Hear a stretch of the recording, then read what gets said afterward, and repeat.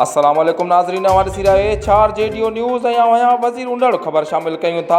मोरो मां अला रखियो अबरोजी रईस फेरोज़ अहमद खान जमाली सदर पाकिस्तान पीपुल्स पार्टी ज़िला नौशर फिरोज़ पारां Feroz Jamali house peoples secretary Moro में पंहिंजी मदद पाण तहत सभी ग़रीबनि पोरियतनि मज़दूरनि ऐं ॾियारी ते कमाईंदड़नि खे राशन ॾिनो वियो। उन मौक़े ते रईस फेरोज़ अहमद खान जमाली चयो त कोरोना वायरस जे करे कयल लॉकडाउन में वॾी तइदाद में ग़रीब पोरियत बेरोज़गार थी घरनि ताईं महदूद थी विया आहिनि, जिन जी मदद कई पई वञे। उन्हनि जे घरनि जा चुल्हा हमेशह ॿरंदा रहनि। हिन चयो त अॻ में वॾे तइदाद में ग़रीबनि मिसकिननि जी सहायता कई वई आहे, हाणे बि करे रहिया आहियूं। असां पंहिंजे मदद पाण तहत भरपूर तरीक़े सां मदद करे रहिया आहियूं, ग़रीब मिसकिननि खे अकेलो न छॾींदासूं। हिन चयो त कोरोना वायरस आलम इंसानियत लाइ तबाही मचाए छॾी आहे, पर दिलेरीअ सां हिन वबा जे ख़ात्मे ताईं मुक़ाबिलो करणो आहे। उन लाइ माण्हू मुकमल लॉकडाउन ते ऐं वबाई बीमारी जे बचाव लाइ ॾिनल हिदायतुनि ते मुकमल अमल कनि त जीअं हिन वबा मां छुटकारो हासिल करे सघिजे। HR जेडीओ न्यूज़ में फ़िलहाल एतिरो ई। वधीक ख़बरनि अपडेट्स लाइ ॾिसंदा रहो HR जेडीओ न्यूज़।